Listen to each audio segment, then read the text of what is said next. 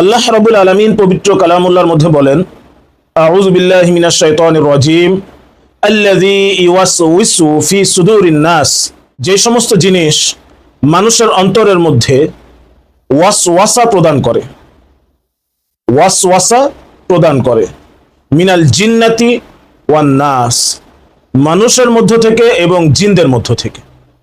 কুল আউযু, আল্লাহ তাআলা আশ্রয় চাইতে বলেছেন। তাহলে আয়াতে কারিমার থেকে বোঝা গেল যে মানুষের অন্তরে ওয়াসওয়াসা প্রদান করা হয় এবং এই ওয়াসওয়াসাটা মানুষের অন্তরে গ্রথিত হয় এবং এটার দ্বারা মানুষ প্রভাবিত হয়, এবং এই ওয়াসওয়াসাটা আসে কখনো মানুষের থেকে, কখনো জিনেদের থেকে, মিনাল জিন্নাতি ওয়ান নাস। আর করণীয় হলো এইটার জন্য আল্লাহর কাছে আশ্রয় চাওয়া।